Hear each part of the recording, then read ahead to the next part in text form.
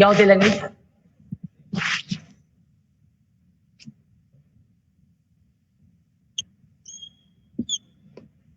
ये है way of communication, ऐसे ही था ना, way of communication. Way of communication ये है। तो हमने कहा कि लैंग्वेज जो है उसके कंपोनेंट्स कौन कौन से होते हैं। उसके कंपोनेंट्स हमारे पास दो थे, एक उसके वर्ड्स जो कि अल्फाबेट से मिलकर बनते हैं, किनसे,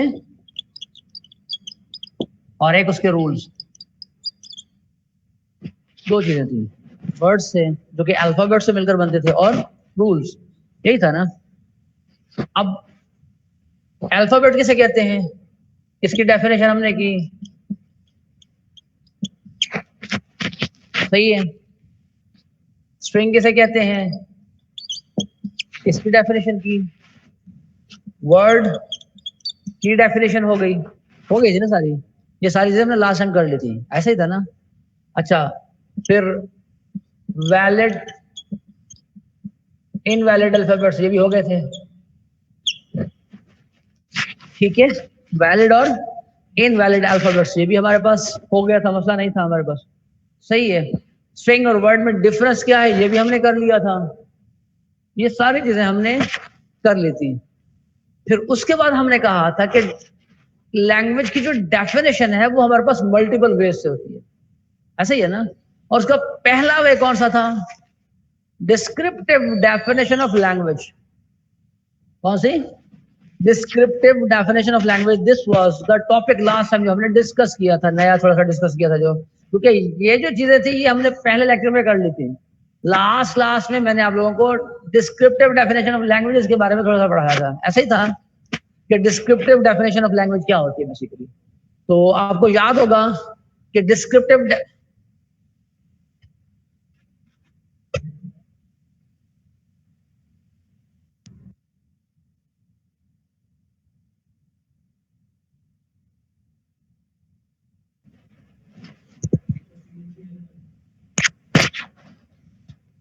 स्क्रीन शेयर नहीं हुई है,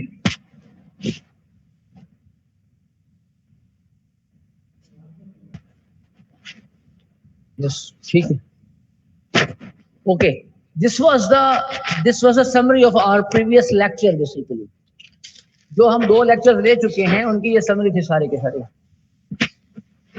और फिर हमने उसके बाद डिस्क्रिप्टिव डेफिनेशन ऑफ लैंग्वेज करने के बाद, डिस्क्रिप्टिव डेफिनेशन ऑफ लैंग्वेज के बाद हमने क्या किया था,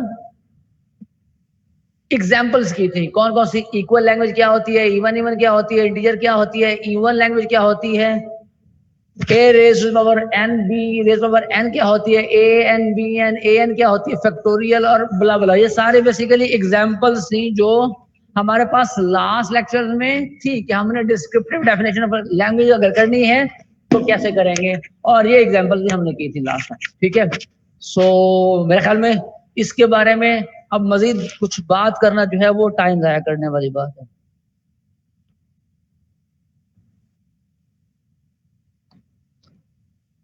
अच्छा, इसमें कुछ टॉपिक्स हैं जैसे हमारे पास था क्लीन स्टार क्लोजर। मैं अभी जब डेफिनेशन पे जाऊंगा ना, रेगुलर एक्सप्रेशन की तरफ जब जाऊंगा तो क्लीन स्टार क्लोजर के बारे में बताऊंगा, और जो दूसरा हमारे पास है प्लस ऑपरेशन, इसके बारे में भी वहीं पर जाकर बताऊंगा, अभी जरूरत नहीं है इसकी। फिलहाल हमने लैंग्वेज के जो बेसिक कंपोनेंट्स हैं उनके बारे में पढ़ा है, और डेफिनेशन ऑफ लैंग्वेज जिसमें हमने कहा कि डिस्क्रिप्टिव डेफिनेशन ऑफ लैंग्वेज क्या होती है बेसिकली, उसके बारे में हम लास्ट लेक्चर में कर चुके हैं। नाउ अब दूसरी टाइप ऑफ लैंग्वेज डेफिनेशन, हमने कहा था कि हमारे पास लैंग्वेज डेफिनेशन के लिए कोई भी लैंग्वेज अगर आपको डिफाइन करना है, कोई भी लैंग्वेज बनाना चाहते हैं आप, बिकॉज हम मशीन के साथ कम्युनिकेट करना चाहते हैं ना बेसिकली, मशीन के साथ कम्युनिकेट, तो हम बेसिकली एक लैंग्वेज बनाना चाहते हैं। जो लैंग्वेज आप बनाना चाहते हैं उस लैंग्वेज को बनाने के लिए हमारे पास मल्टीपल वेज है। एक वे क्या था, डिस्क्रिप्टिव डेफिनेशन ऑफ लैंग्वेज। अब क्या है बेसिकली, ये दूसरी टाइप है जिसे हम कहते हैं रिकर्सिव डेफिनेशन ऑफ लैंग्वेज। क्या, recursive definition of language. Basically recursion के बारे में आप लोग पढ़ चुके हैं, क्या होता है बेसिकली, कौन बताएगा रिकर्जन किसे कहते हैं? मौजूद अपने आप कॉल करना यूज करते हैं, वो रिपीटेडली रिकॉल करता है रिकर्स हैं अपने आप कॉल रिकर्सिव में हाँ, कौन बताना चाह रहा है? जी, अमीन साइंस एकेडमी, क्या नाम था इसका? मोइज सर, मोइज। हाँ मोइज, बताओ। वालेकुम सलाम। रिकर्जन क्या होती है सर? रिकर्सिव बेसिकली ये होता है कि जब आप कोई एक प्रोसेस बार बार लर्न में चलाते हैं। Sir recursion basically in short अगर हम कहें तो लूप को कहते हैं। लूप को हम रिकर्जन बोलेंगे सर। हम लूप को रिकर्जन कह सकते हैं? यस सर, बिल्कुल। तो इसका मतलब है लूप रिकर्जन, रिकर्जन लूप, कोई डिफरेंस नहीं है? नो सर, डिफरेंस है। लूप में जो होता है वो हम उसमें कंडीशंस डिफाइन करते हैं, लेकिन रिकर्जन में ये होता है कि रिकर्जन में जब रिकर्जन परफॉर्म कर रहे होते हैं तो हमें एक स्पेसिफिक जो है ना लिमिट तक, सपोज हमें जहां तक रिजल्ट चाहिए होते हैं, उसके बाद अगर हम अगेन रिकर्जन परफॉर्म करेंगे तो हमारे रिजल्ट्स पे कोई फर्क नहीं पड़ता होता। तो लूप में ये होता है कि लूप तो हम ये है कि वो किसी टास्क को अगर हमने परफॉर्म कर भी लिया तो लूप चलाते रहेंगे तो वो लूप हमें फर्दर रिजल्ट तो नहीं दे रही, लेकिन उसी रिजल्ट को बार बार रिपीट कर रहे होते हैं। लेकिन रिकर्जन में हम स्पेसिफिक टाइम तक चलाते होते हैं कि जहां तक हमें रिजल्ट रिक्वायर होते हैं। My God. अच्छा, ये डेफिनेशन आपने कहाँ से पढ़ी है, मुझे ये बताएं। सर पढ़ी नहीं है, वैसे गैस कर रहा हूँ। गैस करने के लिए भी कुछ तो आपके पास होता है। रिकर्जन, रिकर्जन यानी सर रिएक्टर हो ना? कॉलिंग नहीं, calling with in itself. Reactor होना फकत रिकर्जन नहीं है, calling with in itself basically recursion है। ना कि कुछ भी कॉल करना, ना कि कोई भी रेपिटेशन, हर रेपिटेशन रिकर्जन नहीं है। पहली बात तो ये वाली है। जब भी आप किसी भी चीज को खुद उसमें कॉल करेंगे, रिकर्जन यहां पर आएगी, ठीक है ना? तो recursion calling a function with in itself. अगर हम मोर स्पेसिफिक हो जाएं, calling a language with in itself. अगर हम लैंग्वेज डेफिनेशन की बात करेंगे, calling a language with in itself, that would become recursive language.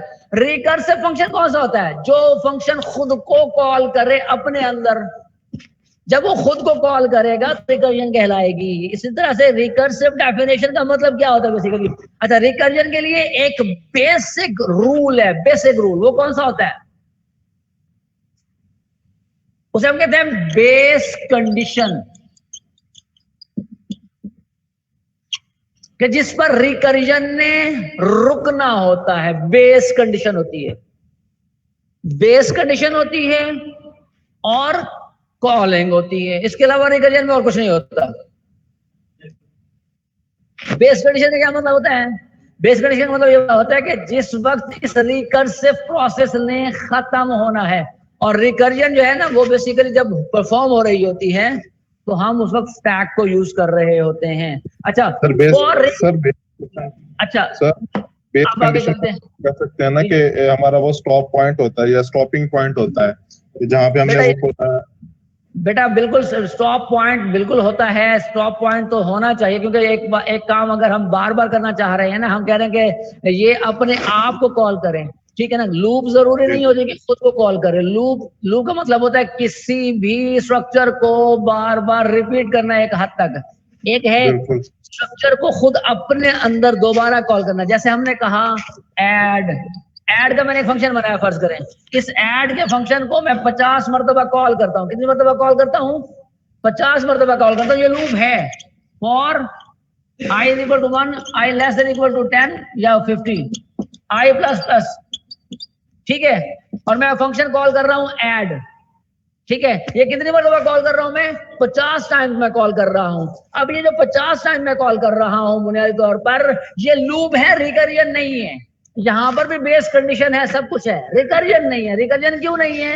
Recursion इसलिए नहीं है क्योंकि ये खुद को कॉल नहीं कर रहा, ठीक है? सो रिकर्जन कब होती है? जब खुद को कॉल करे दोबारा, सही है? जैसे फैक्टोरियल का फंक्शन आप बनाते हैं, वो क्या करता है?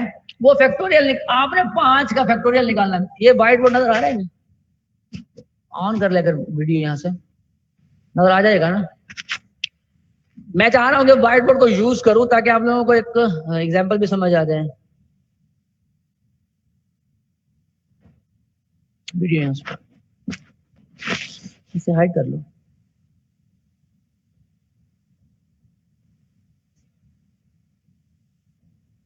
नजर आ रहा है व्हाइट बोर्ड? No sir.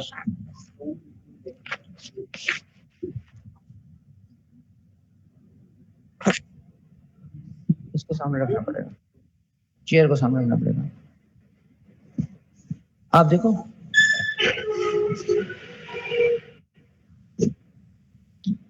अच्छा, हम चाहते हैं कि हम 5 का फैक्टोरियल बनाए। क्या बनाए हम?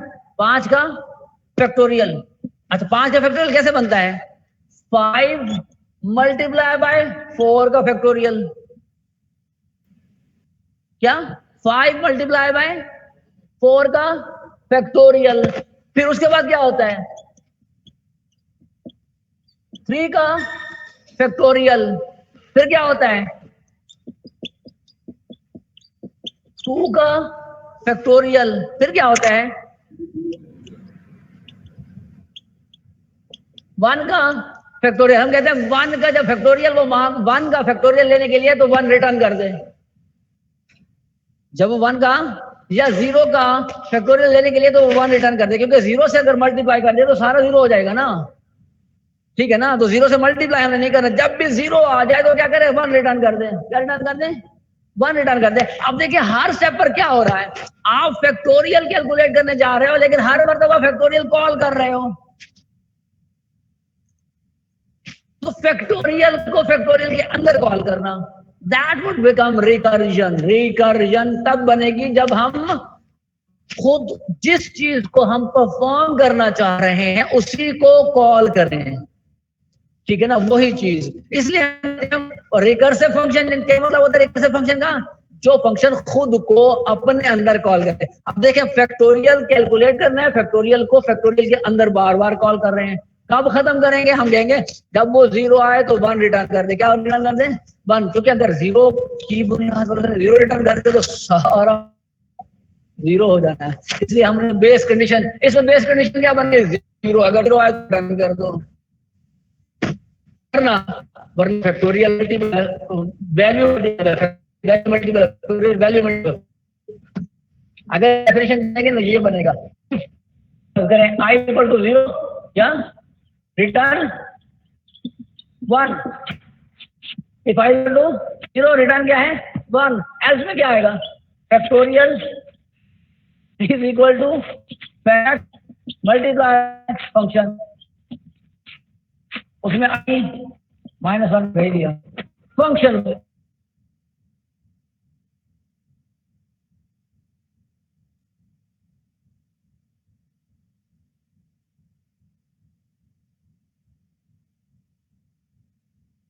Return i multiply by fact of i -1।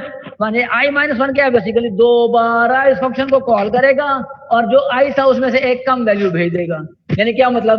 5 यहां पे आ गया i में, 4 गया फैक्टोरियल के तौर पर। जब 4 जाएगा तो नीचे क्या आ जाएगा? 5 × 4 3 जाएगा फैक्टोरियल के तौर पर। 5 × 4 × 3 2 जाएगा फैक्टोरियल के तौर पर। 5 × 4 × 3 × 2 1 जाएगा फैक्टोरियल के तौर पर। जब आएगा 0 तो वो उसे रिटर्न क्या कर देना है? 1 कर देना। तो ये क्या आ जाएगा? 5 × 4 × 3 × 2 × 1। कहानी खत्म। This will become recursion. अब रिकर्जन कैसे हो रही है? रिकर्जन उसी सूरत में हो रही है जब ये क्या कर रहा है? अपने आप को बार बार कॉल कर रहा है। तो यहां पर क्या होगा? इंट फैक्ट इंट ए या आई, जो भी कह लो आई। ये पूरा फंक्शन बन गया फैक्टोरियल का। आपको रिकर्सिव फंक्शन बन गया। कौन सा फंक्शन बन गया? रिकर्सिव फंक्शन बन गया। अब ये फैक्ट, हम फैक्ट कॉल कर रहे हैं, फंक्शन कॉल कर रहे हैं, फैक्ट बना रहे हैं। That's it. सही है ना? सो रिकर्सिव डेफिनेशन क्या होती है? असल जो बात थी वो यहां पर थी। या कोई डस्टर शस्टर ले आओ, ये तो मेरा हाथ सारा खराब हो जाएगा।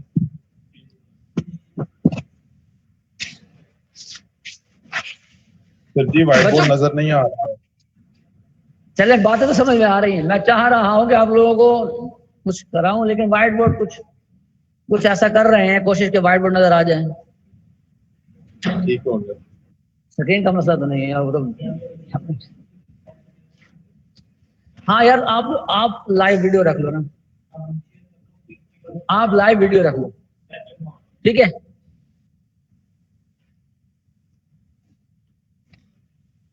ये हो सकता है मल्टीपल काम, ठीक है। 10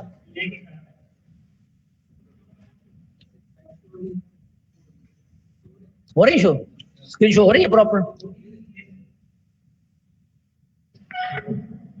तो उन्हें सही तरह से नजर नहीं आ रहा।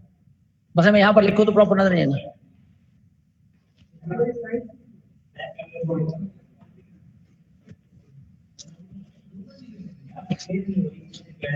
थोड़ा सा क्लिक, कैसा लिखा हुआ है? ठीक लिखा हुआ है? चलो ठीक है, ओके ओके। रिकर्सिव डेफिनेशन की तरफ हम अपने आते हैं इस तरफ कि डिफाइनिंग लैंग्वेज रिकर्सिव के लिए क्या करेंगे। Some basic words are specified in the language. जैसे वहां पर एक बेस कंडीशन होती है, यहाँ पर आपको बेसिक वर्ड्स को डिफाइन करना पड़ेगा। क्यों? हमने कहा था लैंग्वेज में क्या होते हैं? वर्ड्स। लैंग्वेज में क्या होते हैं? रूल्स। लैंग्वेज में क्या होते हैं? अल्फाबेट्स। इसके अलावा तो कुछ नहीं होता ना बेसिकली। लैंग्वेज में क्या होते हैं? अल्फाबेट्स। लैंग्वेज में क्या होता है? रूल्स। रूल्स के मुताबिक अल्फाबेट को हम जोड़ लें तो बन जाते हैं वर्ड्स। यही सारा कुछ होता है। अगर रूल्स के मुताबिक ना जुड़ा हुआ हो तो क्या कहलाती है? स्ट्रिंग। जरूरी नहीं है कि स्ट्रिंग वर्ड हो, लेकिन हर वर्ड क्या होता है? स्ट्रिंग होता है। ये बात अपनी जगह पर मौजूद है। सो जैसे यहां पर हमारे पास एक बेस कंडीशन होती है, यहां पर क्या होते हैं? Basic words. क्या होते हैं? बेसिक वर्ड्स होते हैं। उसके बाद क्या होता है? रूल। जैसा कि अभी मैंने एग्जांपल आप लोगों को दी थी, हमने फैक्टोरियल लेना है किसका? 5 का। किसका? 5 का। आपने कहा 5 का फैक्टोरियल लेना है, आपने कहा एंड फैक्ट फर्स्ट करें 5। यहां पर क्या आएगा?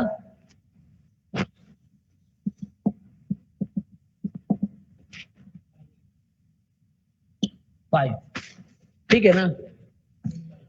आई इक्वल 5 है ना? तो मैं यहां पर क्या करता हूं? एंड एक्स फर्ज करें, ठीक है ना? क्या कर देता हूँ? एक्स कर देता हूँ। वो आप यहाँ पर एक्स को आपने यहाँ पर दे दिया, मैं यहाँ पर डायरेक्ट आई डाल देता हूँ। चले, आपके आसानी के लिए फंक्शन जो समझ लिया हमने कॉल कर लिया, ठीक है ना? क्या है ये? Fact I. आई क्या चला गया? 5 चला गया। बेस कंडीशन क्या है? If I is equal to 0 return 1। That's it. Base condition ये वाली है। तो जैसे रिकर्सिव फंक्शन में हमें बेस कंडीशन डिफाइन करना पड़ती है, रिकर्सिव डेफिनेशन ऑफ लैंग्वेज में क्या बताना पड़ता है? हमें बेसिक वर्ड्स डिफाइन करना पड़ते हैं। उसके बाद रूल क्या है वो डिफाइन करेंगे, अभी बताएंगे। एग्जांपल लाएंगे तो बड़ी मजेदार एग्जांपल होगी, सादा सादा काम हो जाना है हमारा। एल्स में क्या है? अब ये बेसिकली हम डिफाइन करते जा रहे हैं रूल। एल्स में क्या है? रिटर्न। क्या रिटर्न करें? आई इंटू, अबे यार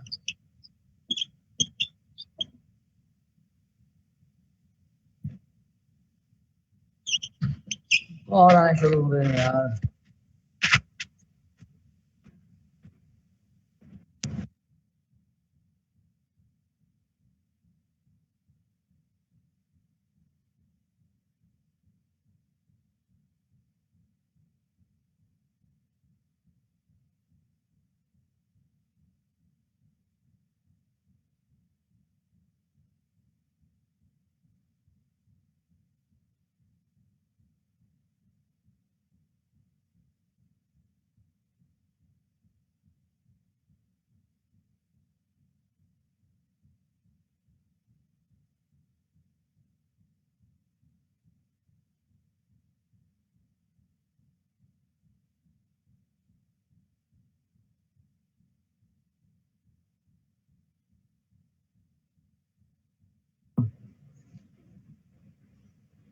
ये क्या है? बेस कंडीशन, ठीक है। और ये क्या है? रूल है। ये क्या है? अगर ये नहीं है तो क्या करे, फैक्ट को, खुद फैक्ट को दोबारा कॉल करे, आई जो आया था उसमें से एक कम करके भेजता जाए। यहां पर भी यही है और कुछ नहीं। No string except those constructed in above, यानी क्या मतलब, जब तक के वो फैक्ट को कॉल करता रहे, इन कंडीशंस को ट्रू करता रहे, ये फंक्शन कॉल होता रहेगा। जब ये कंडीशन फॉल्स हो जाएंगी तो क्या होगा, खत्म हो जाएगा। दैट वुड बिकम, तीन चीजें, नंबर एक बेसिक कंडीशन, नंबर दो रूल्स। जो बेसिक कंडीशन यानी बेसिक वर्ड्स और रूल को फॉलो करे वही लैंग्वेज कहलाएगी, इसके अलावा कोई लैंग्वेज नहीं कहलाएगी रिकर्सिव। जरा एग्जांपल लेते हैं, समझ आनी चाहिए आप लोगों को। एग्जांपल बड़ी सादा सादा है।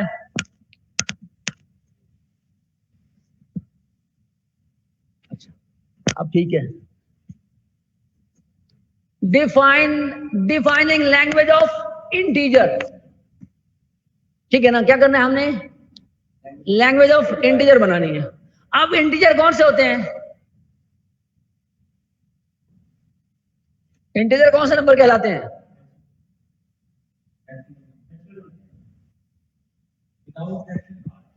गुड, जीरो, हाँ गया, 0 + -1 + -2 + -3, अच्छा ठीक है ना, चले जाओ। ठीक है, ये इंटीजर कहलाते हैं, ऐसा ही है ना, इंटीजर क्या कहलाते हैं, ये कहलाते हैं। ठीक है, अब हमने क्या करना है, हमने क्या करना है, डिफाइन करनी है एक लैंग्वेज ऑफ इंटीजर्स।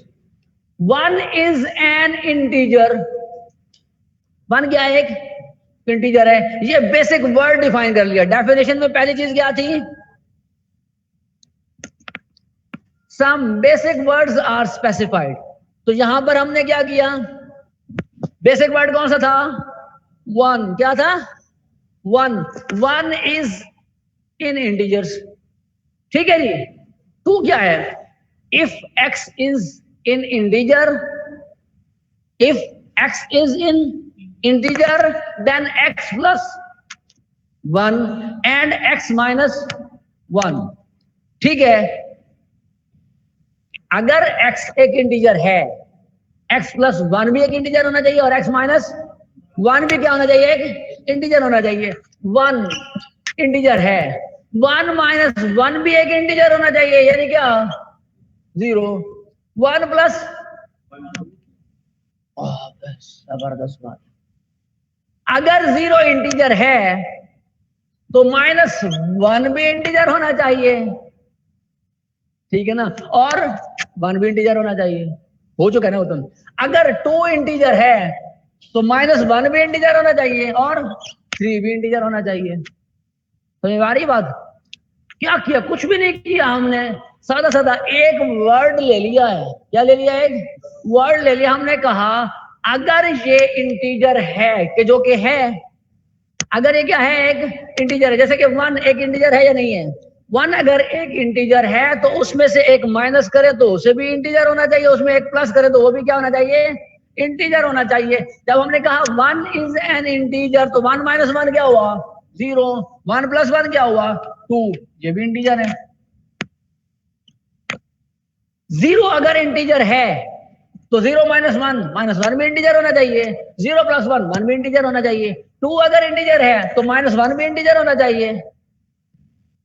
2 - 1 क्या हो जाएगा, 2 - 1 1, 1 भी इंटीजर होना है। 2 + 1 3, 3 भी इंटीजर होना चाहिए। -1 अगर इंटीजर है तो -1 में -1 ऐड करें तो क्या होगा, -2, यानी बेसिकली -1 में से हमने -1 को, एक को माइनस किया है। क्या किया है, -1 में से एक को माइनस किया तो -2 है। अगर इसमें प्लस करें 0 आ जाएगा, -1 + 1 = 0, -1 - 1 = -2, -1 + 1 = 0। तो अब इंटीजर की डेफिनेशन आ गई, समझ में आ गई बात आपको। अब रिकर्सिव डेफिनेशन क्या है, एक वर्ड डिफाइन करो, क्या करो, उसके बाद एक रूल बनाओ, ठीक है ना। उस रूल को जो जो जो स्ट्रिंग भी फॉलो करे that would become the part of that language, और इस डेफिनेशन को कहा जाता है रिकर्सिव डेफिनेशन। बात में आ रही है, एक वर्ड डिफाइन करना, पहली बात क्या करना है, एक वर्ड डिफाइन करना और फिर क्या करना है, एक रूल। वर्ड डिफाइन किया और क्या डिफाइन किया, रूल। दो चीजें डिफाइन हो गई हमारे पास। उसके बाद हमने क्या करना है, उस रूल को जो वर्ड जो स्ट्रिंग फॉलो करती जाएगी वो लैंग्वेज का पार्ट कहलाएगी। और इस प्रोसेस डेफिनेशन, लैंग्वेज की इस तरह की डेफिनेशन को हम कहते हैं रिकर्सिव डेफिनेशन। बस आ गई है, एग्जाम्पल है। और defining language of even, define language of even. 2 is an even, 2 क्या है, एक इवन नंबर है।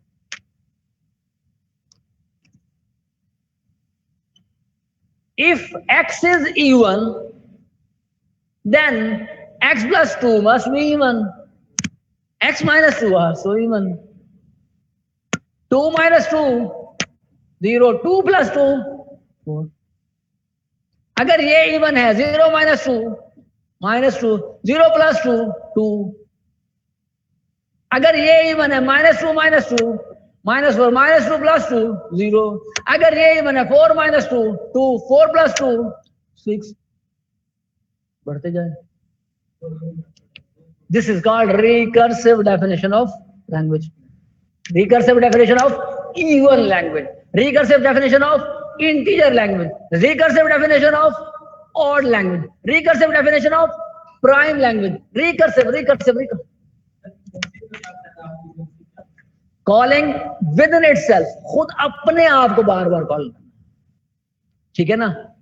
रेपिटेशन रिकर्जन नहीं कहलाती है। रिकर्जन तब बनती है जब हम उसे खुद को कॉल करें बार बार। इसलिए जो मैंने एग्जांपल दी थी फैक्टोरियल की, तो उसमें बार बार हम फैक्टोरियल फंक्शन कॉल कर रहे थे विद इन अ फैक्टोरियल। जी स्टूडेंट्स, ये जो मेरे सामने बैठे हुए हैं ये तो सर हिलाए जा रहे हैं। आप बताइए, आप लोगों को क्या समझ में आ रहा है? Students, Junaid Iqbal, Junaid Qureshi, who is Junaid Qureshi? कौन है जुनैद? जुनैद समी सर। जुनैद समी, हाँ क्या हाल है? ठीक सर, अल्हम्दुलिल्लाह। आप कैसे हैं? समझ में आ रही? सर स्क्रीन नजर नहीं आ रही, व्हाइट बोर्ड बिल्कुल भी नजर नहीं आ रहा। स्क्रीन नजर नहीं आ रही, स्लाइड्स नजर आ रही हैं? स्लाइड्स तो सर मैंने खोली हुई है। अच्छा, स्लाइड्स खोली में तो स्लाइड्स में जो लिखा हुआ है, जो मैं बोल रहा हूँ, उसकी को आपस में मैचनेस है या नहीं है? सर बोलने से तो लग रही है, बस अब समझ नहीं आ रही, इसका मतलब है हो जाएगा। सीरियो फॉर्मेट तो पढ़ी हुई है आपने?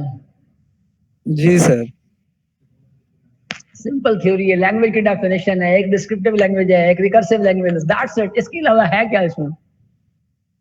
अच्छा जी, और अगर मसला हो रहा है तो ऑब्वियस ही बात है, मुझे लगता है कि अगले महीने उन्होंने फिजिकल भी करना है, तो देखेंगे।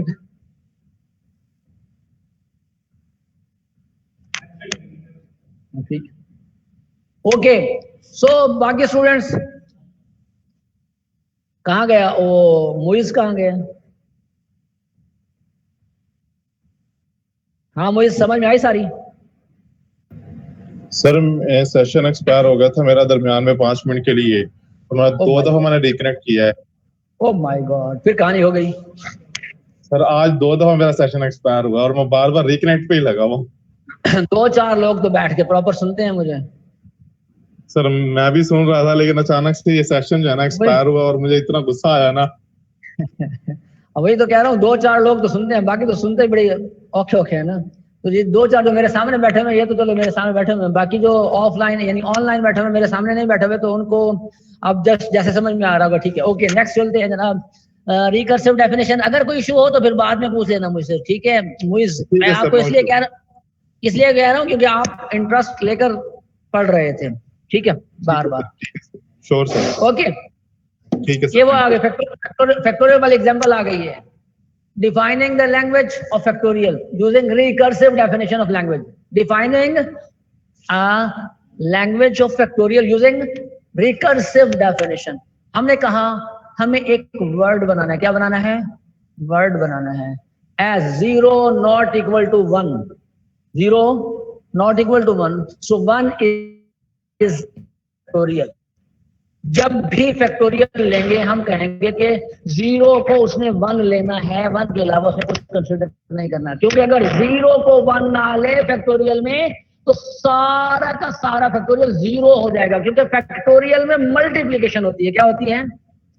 जब तक आपकी सब्ट्रैक्शन और एडिशन रहेगी हम 0 को कंसीडर करेंगे, लेकिन जब भी आपकी मल्टीप्लिकेशन और डिवीजन होनी तो वहां पर हम 0 को स्पेशल केस कंसीडर करते हैं, क्योंकि अगर वो मल्टीप्लाई बाय 0 सब 0 हो जाता है, और अगर वो डिवाइडेड बाय 0 हो जाए तो क्या हो जाता है? इन्फिनिटी हो जाता है। ठीक है ना? सो 1 इज इन फैक्टोरियल। अब है क्या फैक्टोरियल? क्या है? 1 into 1 minus 1, 1 into, ये देखो बड़ी मजेदार एग्जांपल है ये भी। हमने क्या कहा? 0 का फैक्टोरियल 1 होता है। 0 का फैक्टोरियल क्या होता है?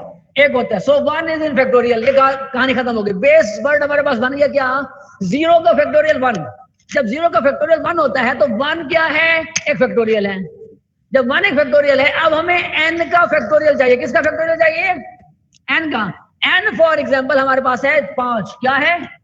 5। क्या है? 5। तो उसे क्या कहा हुआ है? n का फैक्टोरियल, यानी 5 का factorial is equal to n, यानी 5 multiply by n minus 1 factorial, 4 का फैक्टोरियल। यही होगा ना? अभी हमने बात की थी, है ना? 5 का फैक्टोरियल क्या है? बेसिकली 5 मल्टीप्लाई बाय 4 का फैक्टोरियल। अब जब इसने 4 का फैक्टोरियल लिया तो 4 जब फैक्टोरियल में है, इसका लेते हैं 4 का फैक्टोरियल क्या होगा?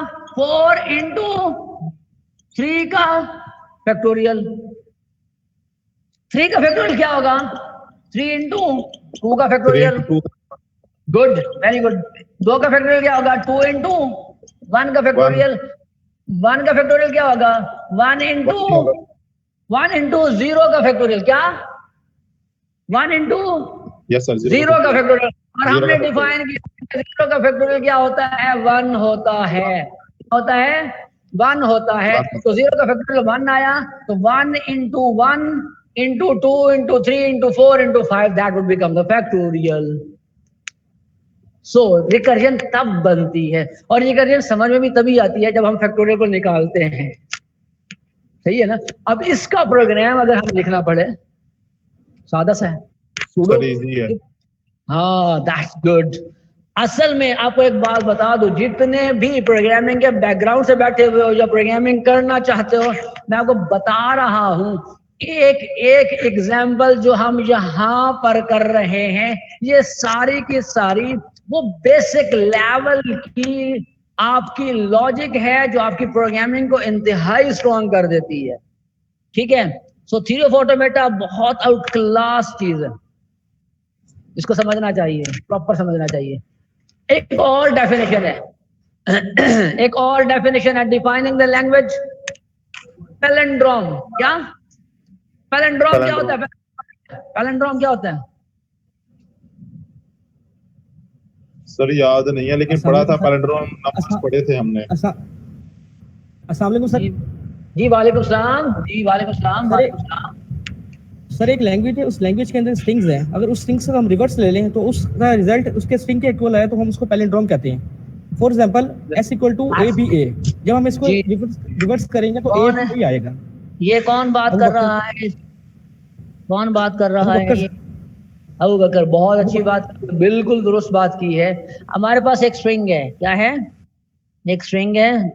बहुत अच्छी डेफिनेशन की है बच्चे ने। एक स्ट्रिंग है हमारे पास 1 2 3, स्ट्रिंग है ना? अगर इसका मैं रिवर्स लूं, क्या ये स्ट्रिंग के बराबर होगी? नो सर, नहीं होगी। पैलिंड्रोम नहीं हो सकता, ये पैलिंड्रोम नहीं है। पैलिंड्रोम किसे कहते हैं? 1 2 1, इसका रिवर्स ले क्या होगा? 1 2 1, that would become palindrome. Palindrome, ठीक है? समझ में आई बात की? पैलिंड्रोम इसे कहते हैं। 1 2 3 2 1, अब इसका रिवर्स ले क्या आएगा? 1 2 3 2 1 that would become palindrome. सही है। तो बेसिकली क्या है, अब पैलेंड्रोम के लिए सबसे पहले हमें क्या करना पड़ेगा, लेकिन लैंग्वेज की डेफिनेशन के लिए कभी कभी हम अज्यूम कर लेते हैं कि हमारे जो वर्ड्स होते हैं ना, बेसिकली बेसिक वर्ड, वो लैंग्वेज की डेफिनेशन में काम आ जाता है। बेसिक वर्ड होता है बेसिकली, जैसे कि पीछे हमारे पास 0 बेसिक वर्ड था, 1 बेसिक वर्ड था, 2 था, जो भी हो सकता है बेसिकली। अब हम डिफाइन करने के लिए जा रहे हैं, हम कह रहे हैं कि ए और बी हमारे पास ए और बी दो क्या हैं आसिफ, ए और बी दो क्या हैं, ए और बी, कौन बताएगा कि ए और बी क्या चीजें हैं? सर अल्फाबेट्स हैं। Alphabets, not words. So don't confuse yourself with alphabet and words. That's good. A और B दो alphabets हैं, set of alphabet है भाई for a language. Sigma denotes the set of alphabets. Sigma denotes set of alphabets. That's it. पीछे किया था, भाग गए ना। हाँ। अब हमने कहा A and B are in palindrome. देखें, A पैलेंड्रोम है या नहीं है? ए पैलेंड्रोम है या नहीं है? ए का रिवर्स क्या है? ए है, B, A and B are in palindrome. If x is palindrome then reverse of x, then and x will be also palindrome. ये भी मजेदार बात है। अब इसको छोड़ दे, क्योंकि उसको जितना मिला लिया वो वही बनेगा बेसिकली। वैसे 1 2 3 2 1 1 2 3 2 1 सेम बनेगा बेसिकली, मसला नहीं होता। जी बोले मुझे एक रिक्वेस्ट है, काइंडली आप जो बोर्ड पे समझा रहे हैं ना, जो बच्चे वहां बैठे हैं उन्हें काइंडली उसकी पिक्स क्लिक करके अगर ग्रुप में साथ साथ शेयर कर दें तो हमारे लिए इजी हो जाएगा। चल ठीक है यार, ये अच्छी बात कर रहा है मुरिस कि जो कुछ हम यहाँ पर बना रहे हैं ना, ये बना रहे हैं, तो वो कह रहे हैं कि इसकी पिक्स अगर साथ साथ ग्रुप में सेंड करते जाए तो बेहतर हो जाएगा। सही कह रहा है वो। ठीक है, अगर हो सकेगा तो इंशाल्लाह, लेकिन आज हमने पढ़ना भी थोड़ा सा कम ही है क्योंकि मेरी अपनी तबीयत मजेदार नहीं है। सो आप लोगों को खुशखबरी यही है कि पढ़ना थोड़ा सा कम है, ठीक है। लेकिन एक बात, लेकिन ये बात कंफर्म है कि आप लोगों को एक वो लेना पड़ेगा, थोड़ा सा एक्स्ट्रा टाइम देना पड़ेगा ताकि हम जो डेफिशिएंसीज को पूरा करें। ओके, हम समझ में आ गई हमारे पास बात इसी है। ए और बी हमारे पास पैलेंड्रोम है। अगर हमारे पास ये कहा A and B are in palindrome, A भी पैलेंड्रोम, बी क्या है पैलेंड्रोम है। If x is palindrome then reverse of x will be palindrome. X is palindrome, reverse of x. अब लैंग्वेज हमारे पास क्या है, ए बी है ना, मैं लिखता हूं A B B B A B. क्या इसका रिवर्स इसके बराबर है? नहीं, इसका मतलब है ये पैलेंड्रोम नहीं है, ये पैलेंड्रोम नहीं है, एक्सेप्ट नहीं करेगा। लेकिन अगर मैं लिखूं ए बी बी ए, इसका रिवर्स पैलेंड्रोम है। जी सर, दैट्स गुड, ठीक है ना। तो पैलेंड्रोम किसे कहते हैं? ऐसी स्ट्रिंग जिसको रिवर्स किया जाए तो वो हमें ओरिजिनल स्ट्रिंग ही मिले, दैट वुड बिकम पैलेंड्रोम। ये रूल है, ये वर्ड कहलाएगा। अब बड़ी मजेदार बात है, अब मैं एक क्वेश्चन करने जा रहा हूं जिसे कहते हैं $1 मिलियन क्वेश्चन, जबकि मेरे नजदीक वो बिल्कुल निकम्मा सा क्वेश्चन होगा, लेकिन मुझे आप लोगों से तवक्को है कि उसका जवाब मुझे चाहिए होगा आप लोगों से। A B B B A B B A. अगर मैं अपनी लैंग्वेज, जो मैंने लैंग्वेज डिफाइन की है, language of palindrome on alphabet A B, ठीक है ना, language of palindrome on alphabet A B, ये क्या चीज है? ये जो मैंने लिखा है A B B A B B A, ये जो मैंने लिखा है ये क्या कहलाएगा? सर ये स्ट्रिंग्स है, कंकैटिनेशन है इसमें। Yes. Word This will become string. क्यों? हमने कहा था वर्ड उसे कहते हैं जो इन रूल्स को फॉलो करके बनाया जाए। क्या इसका रिवर्स जो मैंने लिखा है A B B A B B A, क्या इसका रिवर्स इसके बराबर है? नहीं है ना, बराबर नहीं। इसका मतलब है ये पैलिंड्रोम लैंग्वेज को फुलफिल नहीं करता, ये स्ट्रिंग है, this is not a word. ठीक है, इसमें आ गई है। 100% क्लासेस दे रहे हो, वो अभी 30% क्लासेस दे रहे हो। Okay, recursive definition. एक क्वेश्चन है, बोलो। आपने कहा था कि जो वर्ड्स हैं, जो वर्ड्स का मीनिंगफुल इंफॉर्मेशन हो किसी लैंग्वेज में, उसको हम वर्ड्स कहते हैं, और स्ट्रिंग्स उसको कहते हैं जिसका मीनिंगफुल इंफॉर्मेशन नहीं हो। वो लैंग्वेज नहीं, हर स्ट्रिंग देखो, हर स्ट्रिंग वर्ड नहीं होती, लेकिन हर वर्ड स्ट्रिंग होता है। यानी ऐसी स्ट्रिंग, क्या ऐसी स्ट्रिंग जो रूल्स के मुताबिक बनी हो वो वर्ड कहलाती है, लेकिन ऐसी स्ट्रिंग जो रूल्स के मुताबिक कॉन्कैटिनेट ना हुई हो वो स्ट्रिंग कहलाती है, वर्ड नहीं कहलाती। ठीक है सर, ठीक है ना, दैट्स गुड।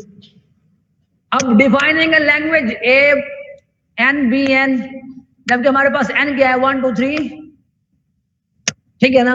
अल्फाबेट्स क्या है हमारे पास, अब देखिए यहाँ पर रूल बन गए 3, ए और B. Okay, this is a descriptive definition, A N B N, ठीक है ना। एन क्या है हमारे पास, नंबर ऑफ अल्फाबेट्स आएंगे सर। अच्छा नहीं, अल्फाबेट्स हमारे पास सेट ऑफ अल्फाबेट मौजूद है बच्चे। जी सर, लेकिन मतलब जितनी बार रिपीट होंगे वो तब जो उनकी पावर आएगी। रैपिड उनकी पावर की बात करिए, और पावर जो है ना वो इन्फिनिटी हो सकती है जी। वो कह रहा है 1 2 3 onwards. Okay, A B is in this particular या नहीं है, ए और बी, ए बी, क्योंकि ए की पावर कितनी है 1, बी की पावर कितनी 1, ठीक है ना। जब दोनों की पावर 1 है तो n इज इक्वल टू 1 है ना, इसका मतलब है ये है, ये अच्छा। If x is in this language then उसे मल्टीप्लाई किया जाए तो वो भी इसी लैंग्वेज में होगा। ये बड़ी मजेदार चीज है, होगा XB बेसिकली मल्टीप्लाई कर रहा हूँ, XB का क्या मतलब है, ये बड़ी मजेदार बात है। XB का क्या मतलब है जी, वो X को एज एन अल्फाबेट लेगा, ठीक है। AXB यानी ए आपके पास क्या है, ए अल्फाबेट है सर। ए भी हमारे पास है, फर्स्ट फिर क्या है, ये ए भी है। अच्छा, मैं क्या कहता हूं, ए और बी, क्या ये अल्फाबेट है, ये क्या है हमारे पास, ये लैंग्वेज में है या नहीं है, ये जो मैंने बनाया है, ये बड़ी मजेदार बात है। हमारे पास एक्स क्या है, ए बी है। अब मैं ए एक्स बी कर रहा हूं, एक्स की जगह पर वही वैल्यू डाल रहा हूं, क्या ये स्ट्रिंग है या नहीं है, वर्ड है या नहीं है, स्ट्रिंग तरफ है ना, है सर, ये स्ट्रिंग है बिल्कुल। that would become वर्ड हमेशा स्ट्रिंग होती है, यानी ये that would be, मतलब जब मैं कह रहा हूँ कि स्ट्रिंग है, इसका मतलब क्या कि ये वर्ड है या नहीं है, वर्ड है basically. that would be accepted by this language, होगा या नहीं होगा। AXB का मतलब ये वाला है, समझ आ रही है, ठीक है। हमारे पास कोई भी चीज है जो हम कंसीडर करें एक्स है, तो हम उससे पहले उससे बाद में अगर कुछ लिखेंगे जो कि इसी लैंग्वेज में से होगा, इसी की बात करें, ए और बी की बात करें, इसके अलावा कुछ नहीं कह रहा। स्ट्रिंग आपके पास कोई भी है, मसलन ये आपके पास एक्स है, क्या है ये, x is equal to this one, x is equal to this one. अब मैं इसमें कहूं ए एक्स बी, यानी क्या मतलब, ए ए ए बी बी बी, क्या ये वो लैंग्वेज है या नहीं है, लैंग्वेज है ना, लैंग्वेज को सपोर्ट करता है या नहीं करता, यानी एक्सेप्ट कर रहा है या नहीं कर रहा। So this is a recursive definition. सही है, खुद अपने आप को कॉल करता है बार बार। This is another example.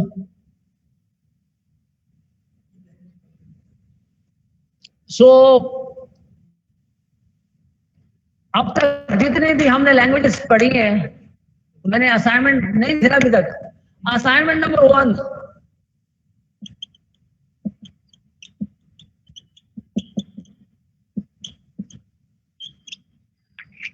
इन दोनों स्लाइड्स में जितनी भी लैंग्वेजेस हमने डिफाइन की हैं, जितनी भी लैंग्वेजेस हमने डिफाइन की हैं, एग्जाम्पल ली हैं, यानी डिस्क्रिप्टिव लैंग्वेज और रिकर्सिव लैंग्वेज, इनकी जितनी भी एग्जाम्पल हमने इन स्लाइड्स में की हैं, आपकी मर्जी सी शार्प में, आपकी मर्जी पाइथन में, आपकी मर्जी PHP में, आपकी मर्जी VB में, आपकी मर्जी जावा में, ओमेगा शार्प में, F शार्प में, ठीक है ना, स्काडा में, R में, जिसमें मर्जी चाहें इन सारी एग्जाम्पल्स को इंप्लीमेंट करके लाना है। में, C में, असेंबली में, मशीन में, जिसमें नहीं, आधे प्रोग्राम्स प्रिंटेड होने चाहिए, आधे प्रोग्राम हाथ से लिखे हुए। This is assignment. बाकी डेफिशिएंसी जो है ना बाद में करेंगे, आज थोड़ा सा मुझे थोड़ी गड़बड़ है, तो इंशाल्लाह बाकी कंटिन्यू करेंगे इंशाल्लाह। ठीक है, thank you very much, Allah Hafiz.